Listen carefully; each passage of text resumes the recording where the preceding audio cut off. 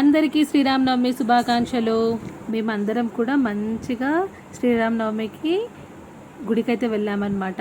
చాలా బాగా చేస్తారు ఎవ్రీ ఇయర్ ఇక్కడ. ఫస్ట్ హనుమాన్ టెంపుల్కి వెళ్ళేసి అక్కడేమో మంచిగా ప్రతి ఇయర్ కళ్యాణం అయితే చేపిస్తారనమాట. చూస్తున్నారు కదా, చాలా గ్రాండ్గా చేపిస్తారు కళ్యాణము. చాలా బాగుంటుంది. ప్రతి ఇయర్ వెళ్తాం మేము. చూస్తున్నారు కదా జనాలు ఎంతమంది ఉన్నారో, ఇంకా చాలా మంది జనాలు అయితే ఉన్నారు. నేనైతే కొంచెమే వీడియో తీసాను. ఇక్కడ చాలా మంది ఉన్నారనమాట. బయట కూడా చాలా మంది ఉన్నారు, లోపల కూడా చాలా మంది ఉన్నారు.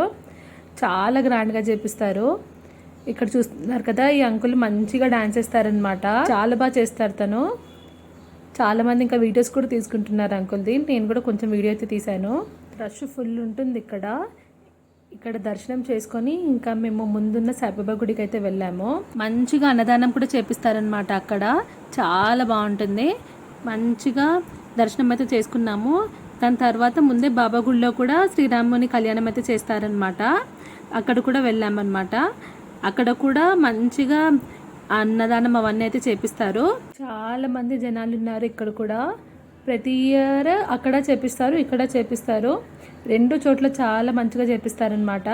సో ఇక్కడ కూడా అన్నదానం చేపిస్తారు అన్నాను కదా. సో ఇక్కడ అన్నదానంలో తిన్నామన్నమాట మేము. సాయిబాబా గుడిలో ఇంకా హనుమాన్ టెంపుల్లో కూడా మనకి మంచిగా వడపప్పు పానకం అయితే ఇస్తారు. మేము అక్కడ పానకం అయితే తాగామన్నమాట సాయిబాబా గుడిలోనే. పానకం అయితే చాలా బాగా నచ్చింది నాకు. ఒక 4 గ్లాసెస్ వరకు తాగేసాము. అదైతే చాలా బాగా అనిపించింది.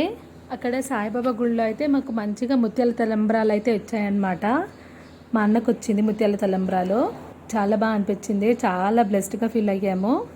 మళ్ళీ హనుమాన్ టెంపుల్కి వెళ్ళి అక్కడ మంచిగా శ్రీరాముని దర్శించుకున్నాము. అక్కడ కూడా మళ్ళీ మాకు ప్రసాదం అయితే ఇచ్చారు.